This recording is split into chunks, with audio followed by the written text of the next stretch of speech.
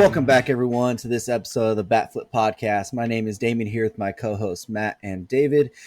Today, we're going to break down the ALCS and the NLCS, break down the World Series, give our predictions, and we had a couple managers get hired this past week.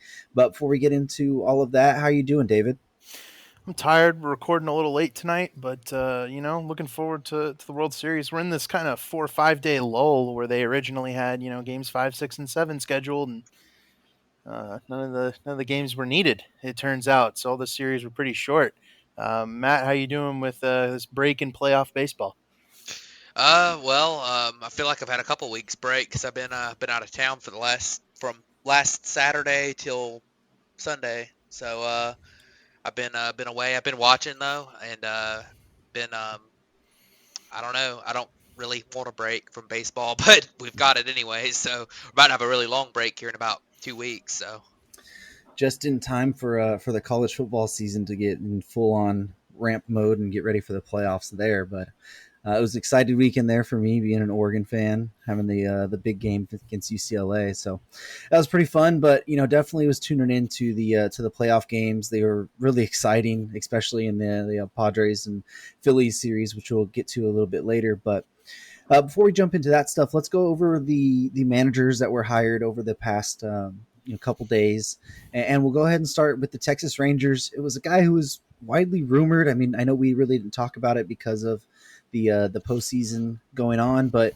San Francisco Giants old manager Bruce Bochy, it's where most people know him from, is coming back to the manager position after retiring after the 2019 season and taking the helm of the Texas Rangers. yeah, this is interesting. I mean, Bruce Bochy, his record is obviously, well, actually, I was just kind of talking about it. His record as a manager, just wins-loss record, is not that great. He actually has a losing record as a manager in his career, but his track record is extremely good. Three-time World Series champion in 2010, 2012, and 2014 with the Giants. He also won the pennant with the Padres back in the 1998 season. Um, and he's an interesting guy here. He's kind of another one of those former star managers, potential future Hall of Fame manager with the 3 World Series titles, and he's another one of those guys that's in those upper 60s, low 70s that seem to be kind of making a little bit of a comeback. Like Dusty Baker, Brian Snitker. Uh, uh, the Mets manager, Showalter. Showalter, Yep. Melvin, some of these guys that are a little bit older have been around a long time, kind of making a comeback. I'm not going to include Tony La Russa in that because he was in Yeah. an even different scenario. But Bruce Bochy retired after 2019. I think kind of the phase that the Giants were going into in 2019 probably had something to do with that. A lot of their veteran players were getting older and getting closer to retirement, and they're looking like they were about to go into a rebuild. And when you've been a manager for 20 something years, you start to kind of think, I don't know if I want to go through a full rebuilding process with this team. So that retirement made sense then. But the Rangers trying to compete again. They're bringing in somebody who they believe is going to be able to unite a clubhouse and do things similar to how, because a lot of those older managerial guys, it's worked out in a lot of cases. I mean, Brian Snitker's worked out, even though that was kind of a first time shot. But Buck Showalter, he did really well for the Mets this year. Kind of making sure that they didn't fall apart during the regular season.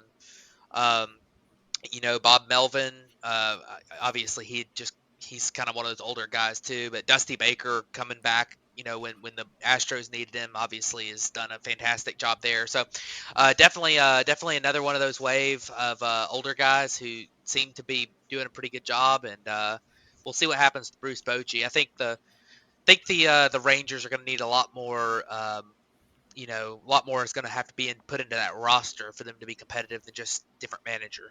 But we'll see what happens. That'll be coming up soon. Yeah, Damien, I was going to let you give your little fact that you found regarding Bochy's hiring because I think it's real interesting. But my one quick note before Damien goes into this, because I don't have a whole lot on Bruce Bochy. But they are retaining Tony Beasley. The Rangers are, as part of the staff, and I think that's a good move. We've seen a lot of interim managers get hired to that job. Rob Thompson being kind of the primary example of that. So good to see Beasley get a chance. The Rangers were the manager wasn't really the problem with the Rangers this year, so good for him to get that role. Yeah, one little thing that David kind of hinted at there that I found just as the hiring was happening and kind of diving back into why Bochy would come back. He had a forever job with the Giants. He took that retirement, and most people write off there, but the big thing that I was able to find was in Bruce Bochy's last season as the manager of the San Diego Padres in 2006, it was the first year of now Texas Rangers president GM Chris Young's first season in San Diego. So they overlapped there. Bochy was the manager for Chris Young, who played that year. So Chris Young has the relationship of he knows how Bochy handles a clubhouse day in and day out, how he can handle a staff and coaching staff. So I found that really interesting that most times the GM, doesn't really have a great history of what a manager's like behind closed doors.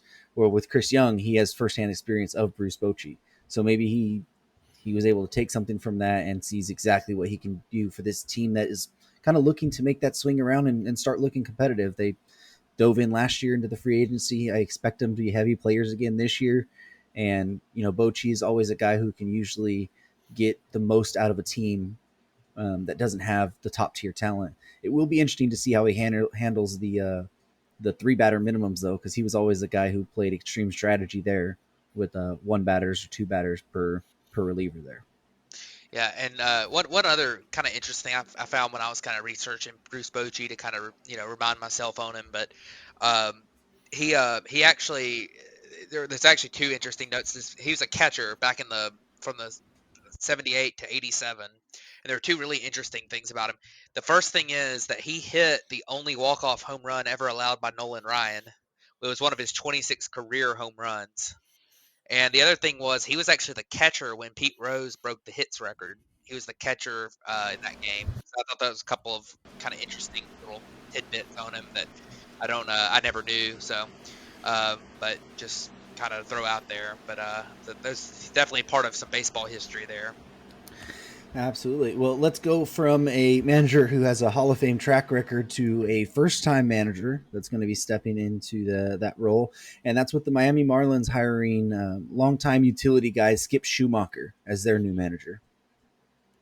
Yeah, you might remember Skip Schumacher from the 2006 and 2011 World Series.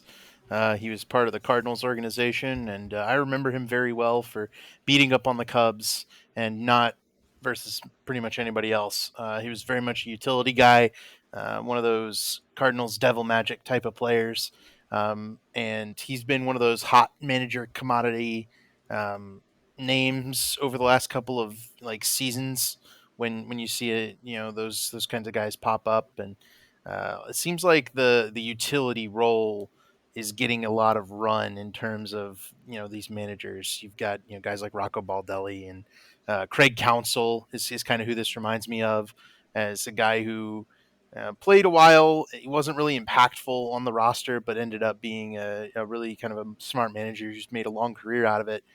I think Skip Schumacher can probably fill this same role for the Marlins, and he's going to be the guy who's going to lead them into possibly their next window of contention. So this is Kim Ning's first managerial hire, because they've had Don Mattingly since she got there. So this was her guy, and we'll see what he's got.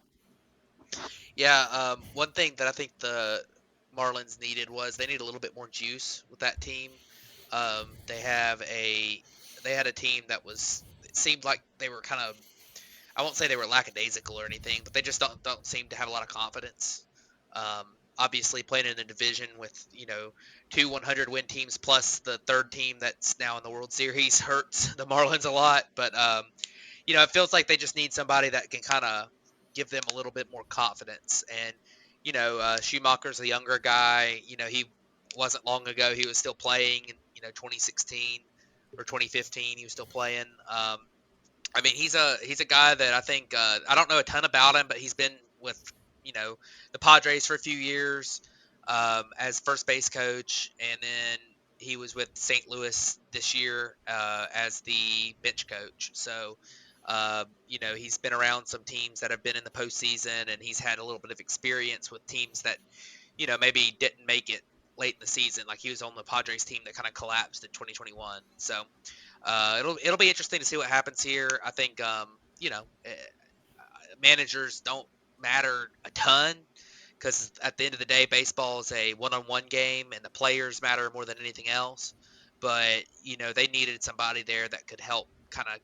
I think Don Mattingly was kind of a bad fit for the current phase of that team. So, but we'll see. Hopefully, Skip Schumacher does a good job there, and you know, we'll see what happens. Yeah, and one thing with Schumacher is what you were kind of mentioning is that the Marlins kind of lack that kind of energy per se, like the confidence behind. And Schumacher as a player, maybe he didn't bring a lot of confidence, but he always brought energy to a team. Even with his season, I believe it was 2013. He was with the Dodgers. He was kind of like what Hanser Alberto was to them this year. He was an energy guy on the bench who, when he got in, he'd bring energy to that, but he just kept everyone loose. And even listening to or reading up on some of the comments just from once he got hired today about people within the Cardinals organization, they say how fierce he is still with the players today, even just as a bench coach.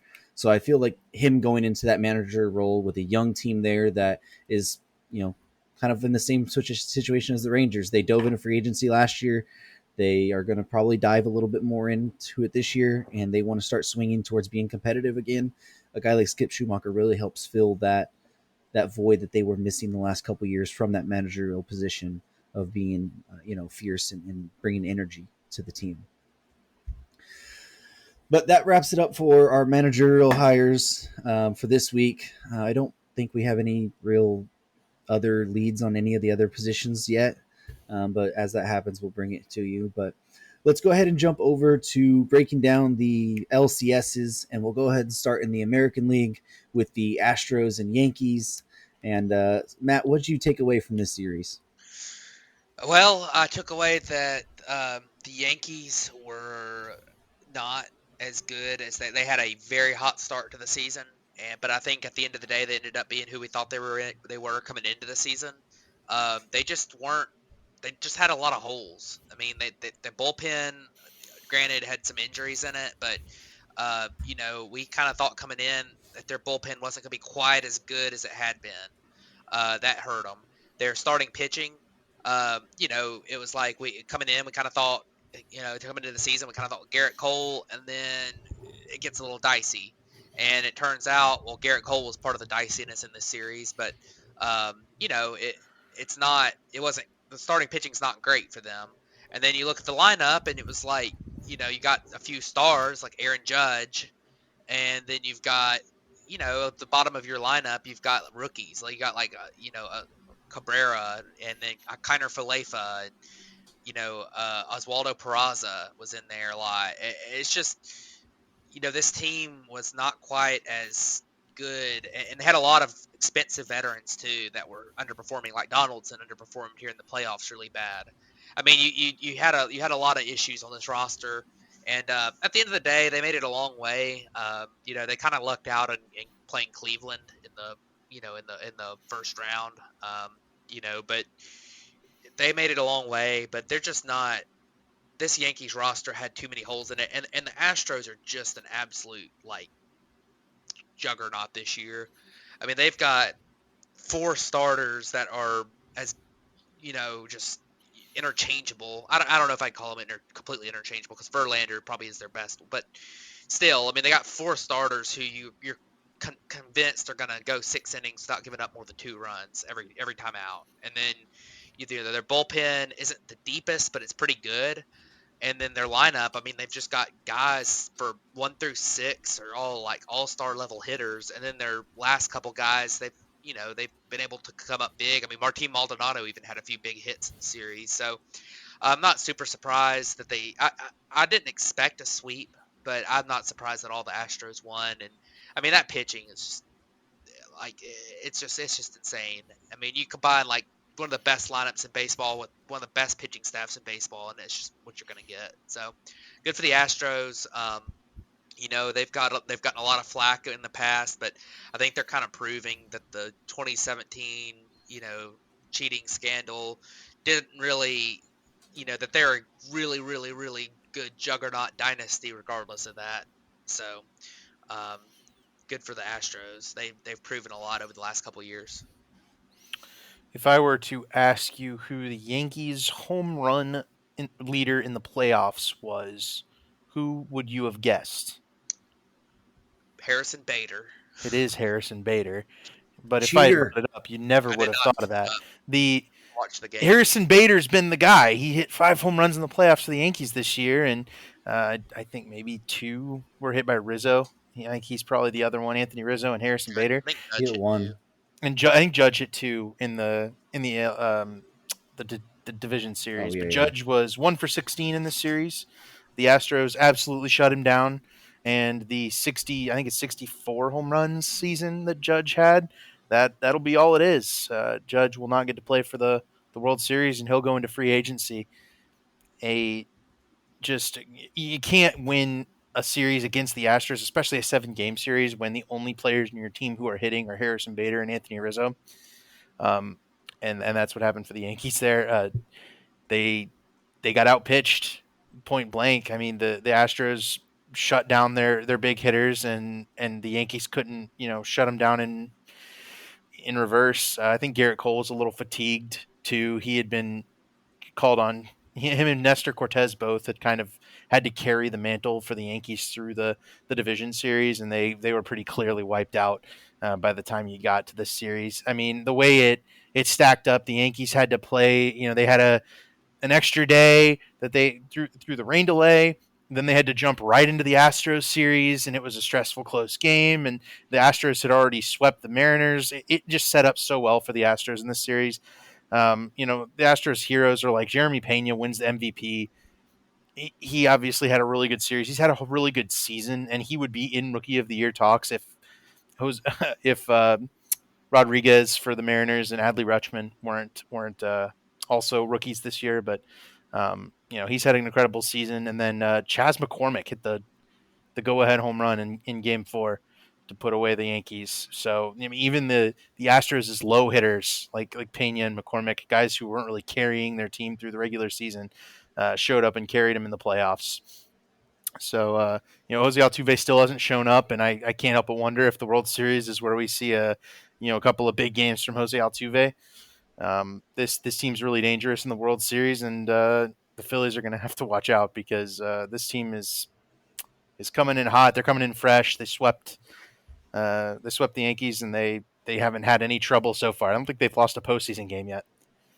They haven't. Yeah, but Um, it absolutely feels like a Jose Altuve like World Series MVP like terror is going to happen this year, just because he hasn't done anything. But for it being a sweep, really, there was only the one real game, which was Game 3, that kind of was controlled by the Astros. I mean, it was 5-0. The other ones were 4-2, 3-2, and 6-5. But it seems like it felt like watching the games that the Astros just dominated this entire series. Even though they were close games for 3 of them, it just feels like anytime the Yankees did anything, the Astros had an immediate answer. Or the Astros would come out there and they'd take the lead, and then the Yankees would fight back, and they would say like, we're right back in this game, and then like the next time or either inning or 2 innings later, the Astros would just be like, no, it's ours again, and they just dominated it. We've talked about the Astros, how good they are. We mentioned it last week on last week's episode, David and I, how we felt like this was, all of us picked the Astros, but we felt like the Yankees having that long series against Cleveland, the rain delays, and having to jump right into this, it was going to be really hard to beat the Astros in the first place. But having to deal with that going into this series, it just felt like it was the blow that the Yankees really couldn't afford to happen. And then Nestor Cortez was supposedly dealing with a groin injury as well. So the 2 innings that he did come in and pitch, they weren't really effective in this series. And then you had guys like Stanton and Judge and Donaldson not really show up. I mean, their second best hitter was Isaiah Kiner Falefa in this series for the Yankees. It's It's Rizzo. Kiner Falefa was their best. But well, sure, yeah. batting average wise, but that doesn't matter. Oh, okay. But anyway, I mean, still, you're talking about your third best hitter is Isaiah Kiner Falefa Yeah. in the You Yankees can't have that. lineup. You can't have that trying to beat the Houston Astros. That team it's going to be really, really hard to beat them in the next series. Even in this series, they swept them, and Yordan Alvarez didn't look that great. I mean, I think He might still have that shoulder injury from diving after a ball. No, yeah, but he hit Against Mariners. He hit 214 in 14 at bats, 0 Mm-hmm. homers, and he struck out 6 times. Yeah, like if the Astros were able to dominate like that without Yordan Alvarez being, the player that we know him to be, what are they going to do if he, has some rest days here and gets healthy before this World Series run? But Kyle Tucker only 2 hits too. Yeah, The and Astros really weren't. They didn't really hit the ball all that hard. It was mostly the pitching and Jeremy Pena's kind of clutch home runs there. Yeah, well, you got to remember too, the Astros, like you can have 2 or 3 guys in that lineup because that lineup is so good, top to bottom. You can have 2 or 3 guys in that lineup that are struggling and still score 4 or 5 runs a game. I mean, it's just because when those 2 guys aren't hitting, well, Bregman's hitting and Gurriel's hitting, and you got Jeremy Pena's hitting. But then like next series, you might have Altuve and Jordan end up stepping up, and Tucker. I mean, there's 6 guys in that lineup who truly scare any team that they're playing, and then there's 2 guys at the bottom that aren't typically great hitters, but I mean they can throw someone off the bench that can hit too. And this is a team that's missing one of their best hitters too. I mean, all year Michael Brantley's been missing, so it's like it's crazy how good this Astros team is, and that's not even to mention how great that pitching is. And one other thing too, the Yankees defense was bad in this series in crucial times. They had that play, and I think it was in Game 4 where Gleyber Torres just threw the ball into left field for no reason instead of just flipping it to second base for the easy out. He tried to like backhand it, and then you had the play where the outfielders collided in right center field with Judge and Bader. They miscommunicated. Like it was just a mess for the Yankees in the series in general. So it really was. Is this the? I know we're kind of going long here, but I want to see. Is this the end of the Brian Cashman era? Yeah, that was what I was gonna ask you. Actually, are Boone? The report right now is that Cashman and Boone will be back, but the Yankees need to do something.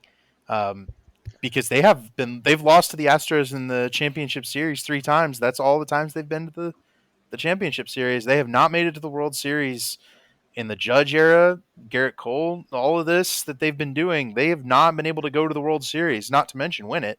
So they are going to need to shift something. I don't know that it's going to be Cashman yet, especially after the report, but they need to make a change.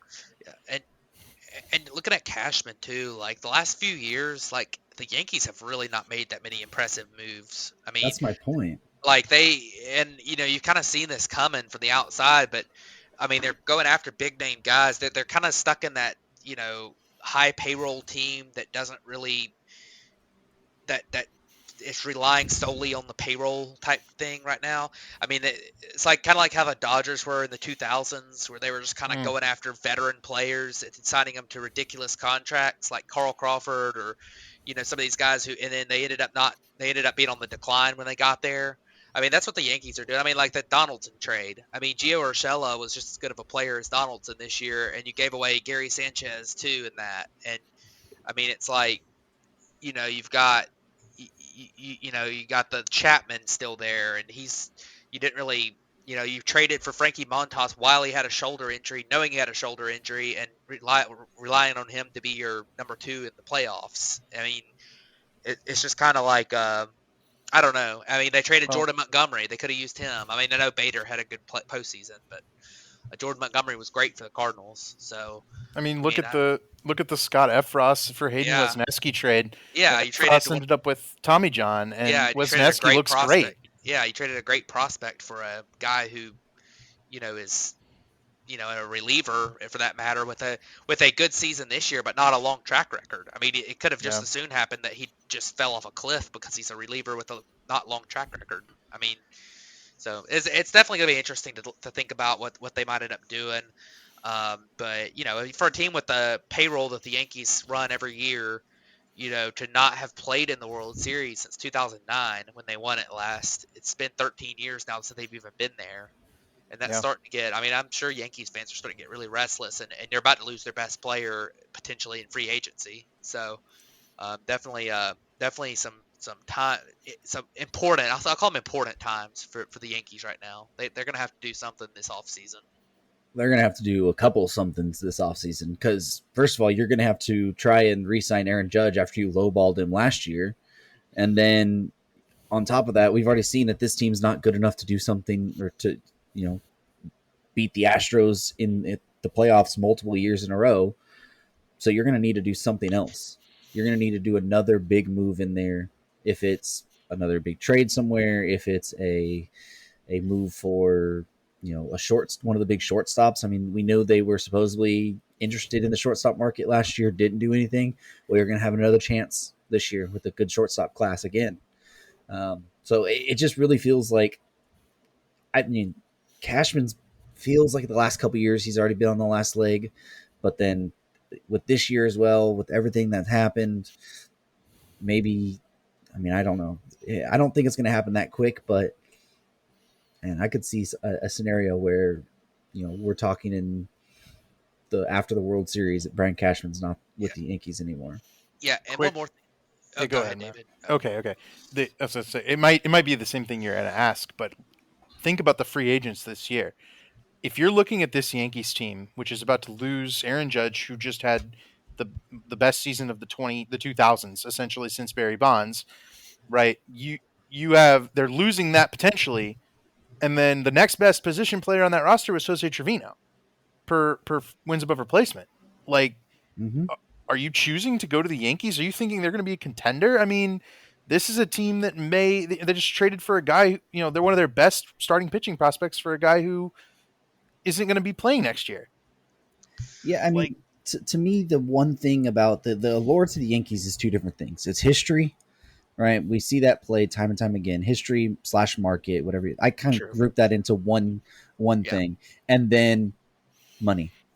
Like Yeah, the and they'll be able Steinbrenners, to they'll be able to pay. yeah, the Steinbrenners will be able to pay, right? So you're going to get people that want to go to the Yankees, regardless of if it's the biggest contract or not, and then they can still offer the biggest contract, and you know that they will not be bad for a long time because nobody will stand for it, right? It's not like you're going to have them be a team that's stuck in that fringe playoff spot for many years to come. It's like, no, if the Yankees are in that spot, they're going to make big moves. They're not going to be satisfied with being a 500 team or something. Here's yeah, here's my one cautionary tale with that, and then I'll let Matt go, and then we can get into the NL. If the Yankees try to spend their way out of this, I think it's going to collapse in and fail miserably. I think this is the kind of thing it's organizational, and you have to rebuild your team from the ground up. It's what the Cubs are in the middle of doing right now. The Yankees are trading away top end pitching prospects who are good enough to come up and pitch as relievers right now.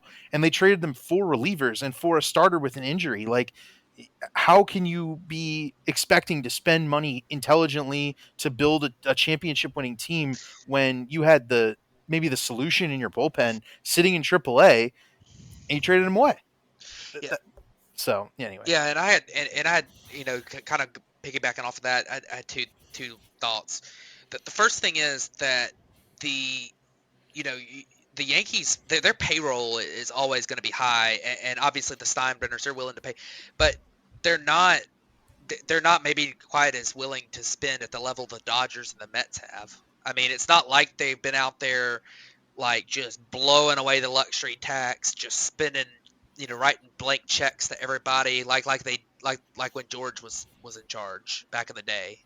Like they're not payroll conscious really. They're top five in payroll every year. Obviously, they're the Yankees. They've got the the base is they're gonna make all that money back. But it's not like they've been out there. And I'll tell you, the thing about that is that, like, when you're not just gonna ignore money, basically, which it doesn't seem like they're ignoring money. When you're not ignoring money, you've got Garrett Cole on that gigantic contract, which is a good contract because Garrett Cole's still really good. But then you got Stanton on that huge contract. You've got Donaldson. I think Donaldson's back next year, and he's owed a lot of money. Like, I think their payroll is not dropping much. They're going to have some ARB bumps, I'm sure. Like, their payroll is not really dropping, and a lot of their guys are like they're gonna have to resign if they want to contend next year. They're gonna either resign Judge or have to sign somebody to counteract that production. I mean, if it wasn't for Judge having a historic year, I don't think the Yankees are. I think the Yankees are up.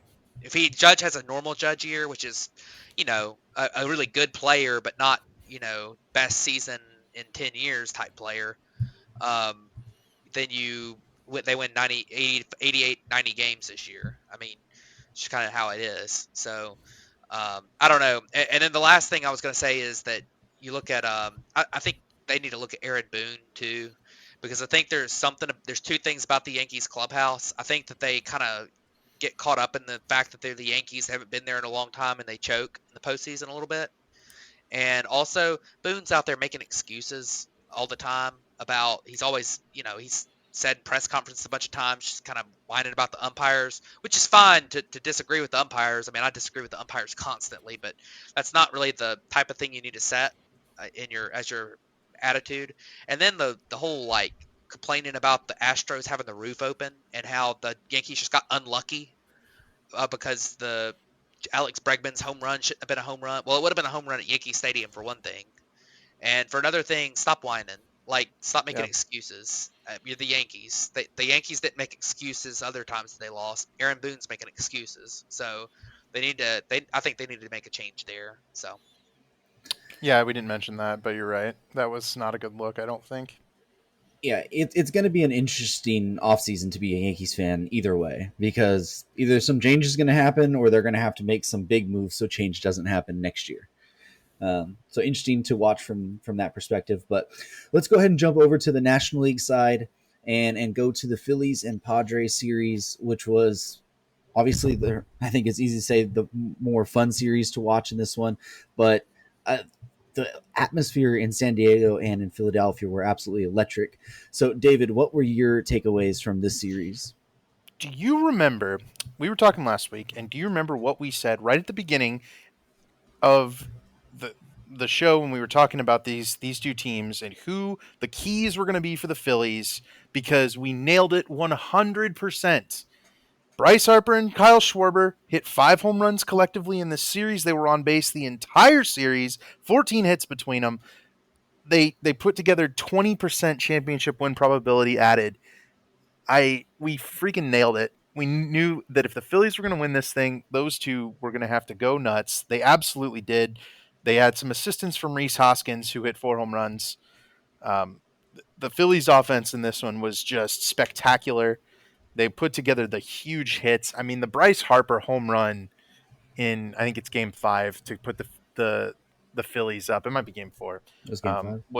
It was Game 5. That was just one of the biggest baseball moments that we've seen in years, man. The Phillies have the top 2 moments in this playoffs, I think. You had the Rhys Hoskins bat slam last week, and this week with the Harper home run. They are what appears to be the team of destiny. The 87 win Phillies, who were the lowest win total team, and they came in. Zach Wheeler shoved twice for a win, and then I think that was Game 5 where he was able to get them to striking distance where Bryce Harper could put him away at the end of the game. Just the Phillies are a flawed roster. They're put together with a lot of free agents and a few young guys, but man, they're a fun team to watch, and we kind of knew they would be from the offseason going in. I mean, you go into the offseason and you round up Kyle Schwarber, Nick Castellanos, and Noah Syndergaard. I mean, you're going to be a fun team when that happens, and they really proved it that, I don't think wins in the regular season, as long as you get into the playoffs, if you have the energy like this Phillies team has, you can go far and you can go to the World Series. Yeah, absolutely. And another thing that we mentioned in that as we were breaking down the Phillies and Padres series on last week's episode, um, another thing I said was if this is a 4 or 5 game series, it's a Phillies series. If Yep. it goes to 6 or 7 games, that's where the advantage swings back to the Padres. Well, it was a 5 game series, and Yep. Philly absolutely dominated it. Um, It's Zach not like Gallen. I was gonna say it's not like the Padres weren't in this series though. It was No. several of those games were close. Padres were leading in both games 4 and 5 late Mm-hmm. and had a chance to win this thing, and they just the bullpen faltered on them twice.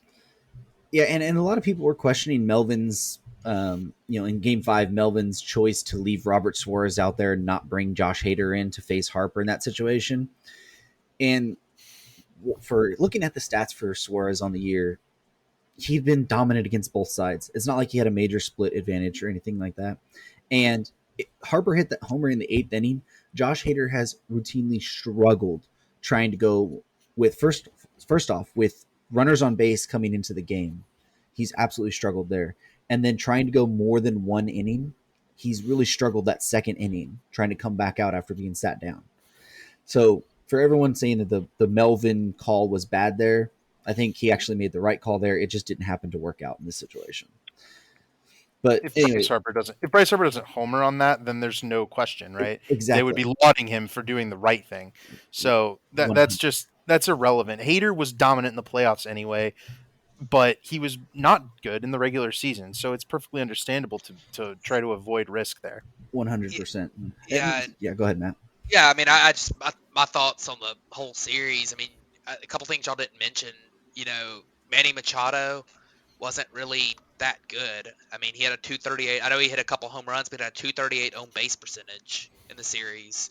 And Juan Soto, he typically he's your star, and I know he hit a couple home runs as well, but he had a 333 on base, which for Juan Soto standards is you know, like 100 points lower than normal, what you would expect from him. So that was a couple things that the San Diego Stars didn't really perform. And you talk about Hader in that decision, and Hader is a guy that he's had his postseason moments already. He hasn't been there a ton, but I mean, you remember what happened last year when the Brewers put him in early, and he gave up the game-winning home run in the NLDS that sent the Brewers home. And you look at what happened in 2019 when he was with the Brewers, and they put him in the game, and his current teammate hit the triple that ended the Brewer season. So, I mean, Hader's had a couple of dust ups in the postseason, and after not being fantastic the end of this season, that was a big deal. But the one thing that you kind of look at is the fact that, like you said, and I agree completely, a short series favors the Phillies. They're built for a short series because they have two really really good pitchers, and Nola and Wheeler, and obviously Nola did not have a good series. He only pitched the one game, gave up 6 runs. But Wheeler was able to win his 2 games, and all you needed was two more, and you just needed your offense to have a big game once, and then find a way to scratch out a close game. I mean, that's what you needed. So when Wheeler dominates in 2 games, and I mean typically you would get Aaron Nola dominating in another game, but and the Padres pitching is just too inconsistent. I mean, Darvish is still good, um, but Blake Snell was kind of their number 2 in the postseason, and he just kind of, I mean, he's good, but he's not he's not without faults. And they started Mike Clevenger in a game too, who's terrible now. So it's like there was a lot of issues there for the Padres. I think this is a team that just there's a lot of flaws with the way the Padres were built, and we've kind of Yeah. looked at that for a while. And obviously, it's unfortunate with the Tatis thing, happening, and that they're not able to be a full strength team the way they were built to be. But I mean, this is a team that they've got a lot of flaws. I mean, they've made a lot of really, really, really bad trades. I mean, Sean Manaea and Mike Clevenger were 2 of them. I mean, those trades were pretty bad. And then it just doesn't. The Snell trade would probably be bad if the return had struggled a little bit too. I mean, it's been one of those. They've their lineup's not super deep. I mean, they've got the two guys. They're kind of like the Cardinals in that in a lot of facets. They got the two guys in their lineup that are good, Manny Machado, Juan Soto, and then they got a couple other guys who are pretty good. But I mean, Jake Cronenworth, we talk about how good he is. He had a 727 OPS this year, which is about average. And his in the postseason, he only in this series he only had a 585 OPS. I mean, they were not. Trent Grisham went 0 for 19, by the way. Yeah, I was Well, gonna say he had been their postseason hero, and he went 0 for 19 with 9 I mean, strikeouts. Well, yeah, I was just going to say that the bottom of the order for the Padres had been what had carried them through the Mets, through the Dodgers series, and then you look at it was Ha-Sung Kim, Will Myers, Trent Grisham, Austin Nola that were down there, yeah, and the best one out of those in OPS wise was Ha-Sung Kim at a 440. yeah, Yeah, This yeah. I mean, in the series, it was a yeah, 440 OPS for those. I mean, the bottom of the order had been carrying them all the way through the playoffs, and we knew eventually that would fail. Like those guys can stay hot for a little bit, but you need your stars to rise up eventually. And in this series, they didn't, and that's why they got beat. yep. That's what it really comes down to. Um, but moving on, looking at the World Series. Whoa, wait. What? Before we move on, I just want to point out that only one of us picked the Astros and the Phillies. That is true. You did. I did. Correct. Yeah, And you also said that you I also said to pick the completely whiffed on Phillies for reverse psychology there, though. We will say that is on I record. wanted the Padres to win, but the Phillies were way more fun. That was on record, though. I'm just saying. Oh, I picked the Padres on the same thing, so hey, I really won too. But yeah, let's go ahead and jump over to the World Series breakdown and the World Series predictions. So we're going to have the Houston Astros against the Philadelphia Phillies in the World Series. I believe Game 1 is on Friday night. Friday night, and that will be in Houston. So we'll go ahead and start with Matt. What is your breakdown of this series, and then give us your prediction Well, I mean, in games. By the way, prediction in games. yeah.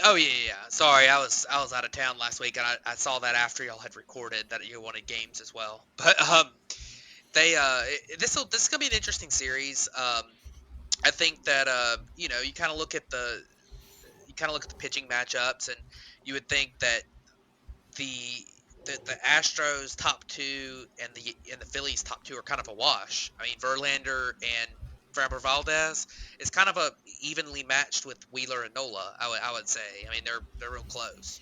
But I think the depth of the Astros rotation is a lot better. I mean, the Phillies have been kind of trying to scramble into that third guy, whether it's Ranger Suarez or Gibson or Syndergaard. I mean, they're behind their top two, they're just not really set that well. And then I feel like the Phillies have been using the same reliever, kind of like the Braves did last year in a certain level, but they've been using like 2 or 3 relievers, and they're really overworking them right now because they don't have any depth in that bullpen.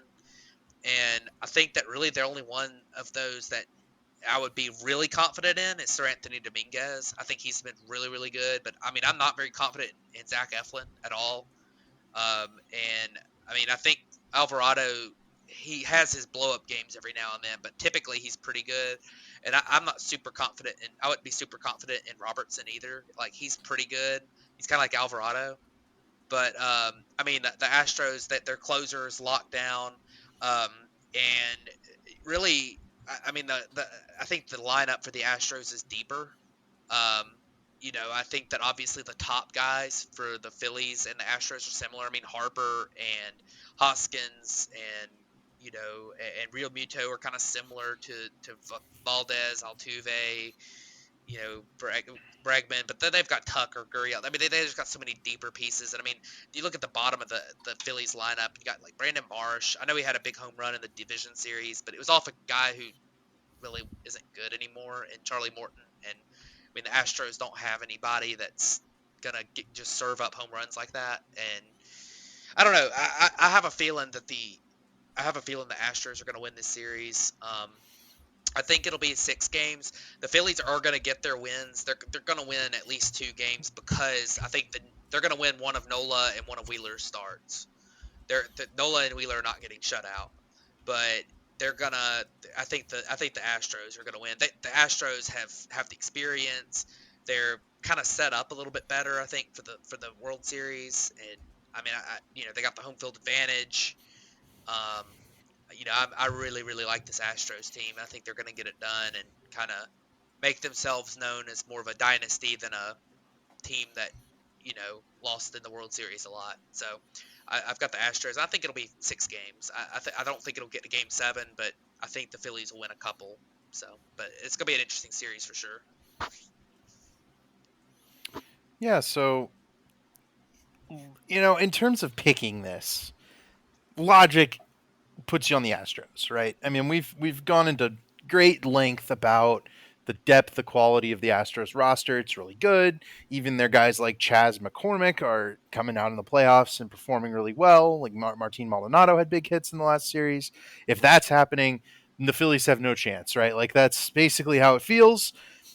I hearken my brain back to 2019 when a wild card team from the NL East, who was dubbed as a team that was lucky to even be in the playoffs, made it to the playoffs, breaking, and then went in and won a couple of series, and then made it to the World Series against the Astros, and then won.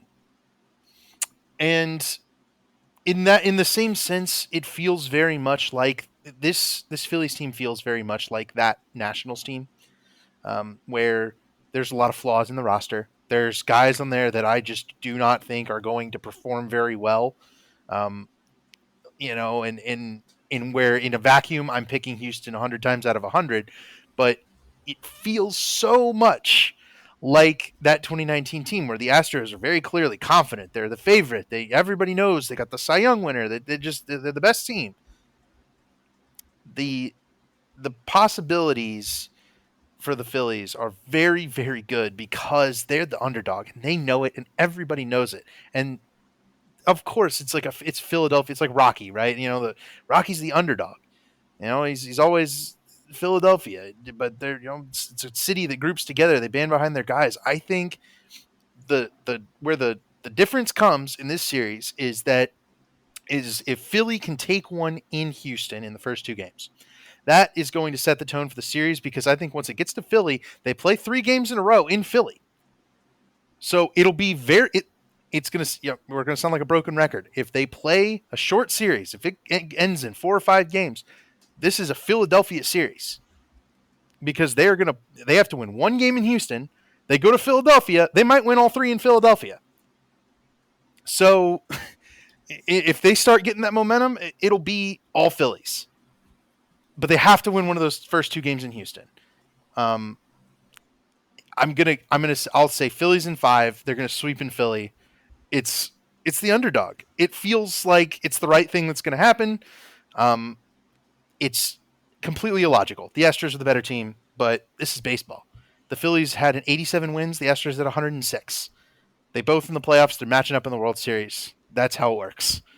And that's what the beauty of it is. I don't hear any more complaining after the top seed in the AL went to the World Series, didn't lose a playoff game so far.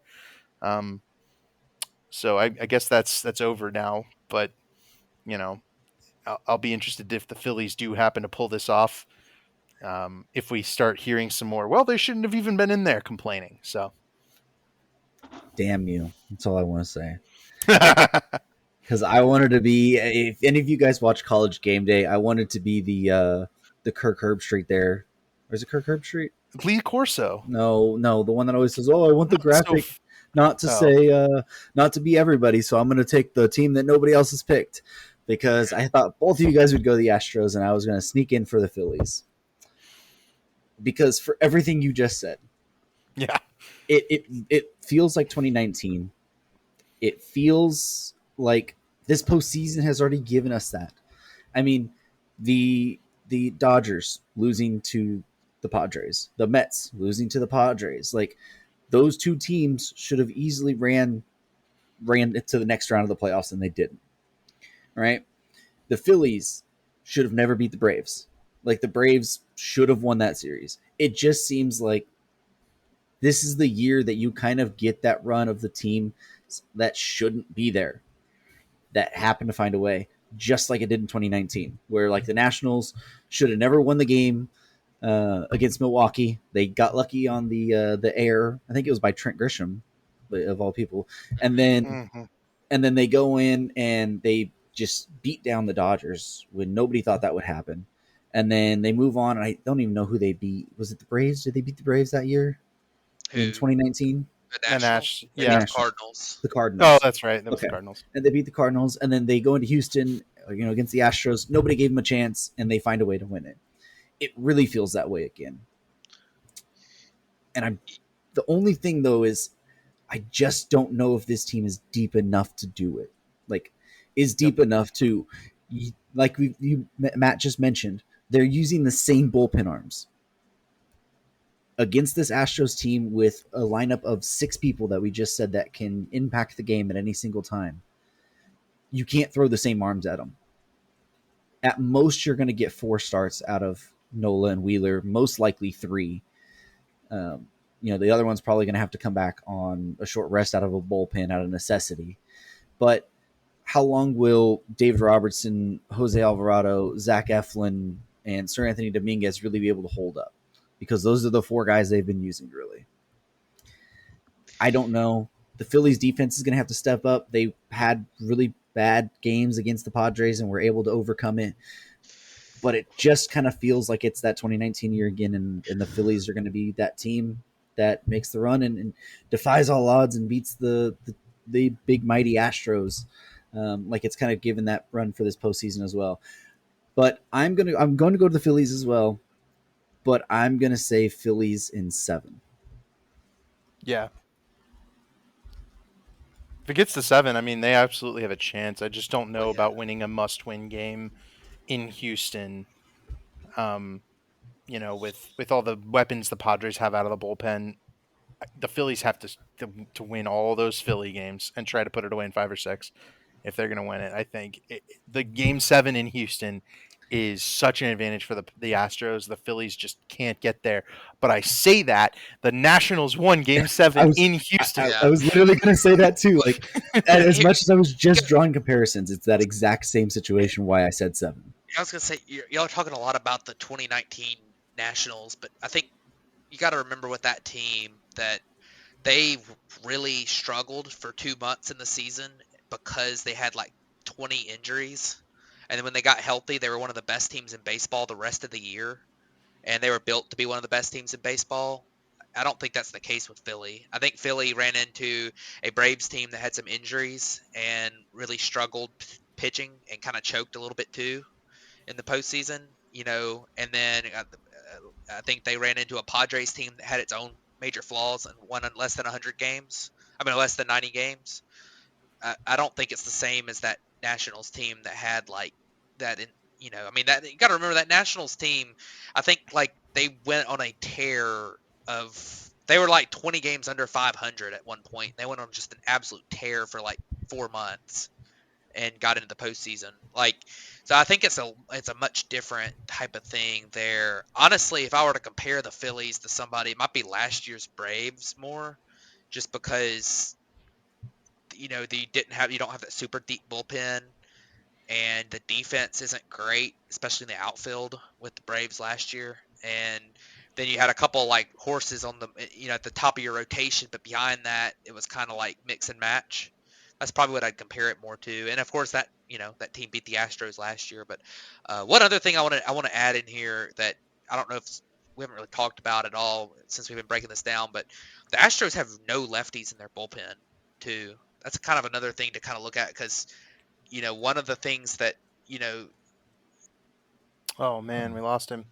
Yeah, I lost him right in the middle of that. But um, along his lines is what he's going to say is, the left-handed versus the left-handed matchup. We haven't really seen that become so much of a thing with the 3 batter minimums nowadays. But with no lefties in their bullpen, having to face Bryce Harper and Kyle Schwarber, and Bryson Stott's a lefty as well, but he's not to the same extent as Harper and Schwarber, obviously.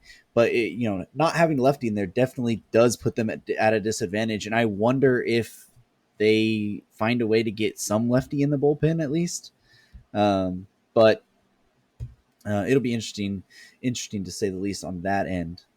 But you know, how much do you think that will affect things, David?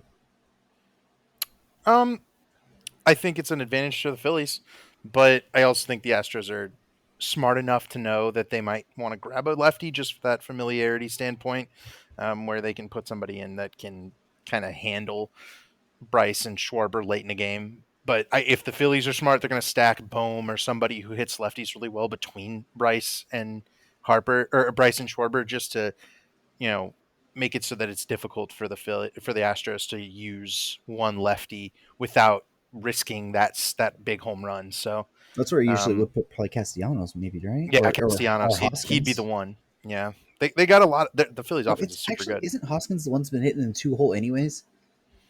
Yeah, I think it's been Schwarber, Schwarber, Hoskins, Hoskins, Harper. Harper, Castellanos. Yeah, Yeah, so or actually, yeah, something like that. that's probably how it will end up going anyways, because Hoskins kills lefties in the first place. Yeah, So and he's been good. yeah, but looking back at it, just wrapping up on the predictions, Matt has the Astros over the Phillies in 6, David has the Phillies over the Astros in 5, and I have the Phillies over the Astros in 7. Um, so that will wrap it up for the World Series predictions and breakdown. But anything else you wanna wrap up on or look forward to through these? I think we should have the first 3 games completed, and probably Game 4 will be happening as we're recording our next episode. So anything you're looking forward to with that? No, let's get the World Series going and off seasons after that. So then comes free agency and trading and all the fun stuff. Yeah, the best time of the year, really. But thank you guys for tuning in to this episode of the Batflip Podcast, and we'll catch you guys next week.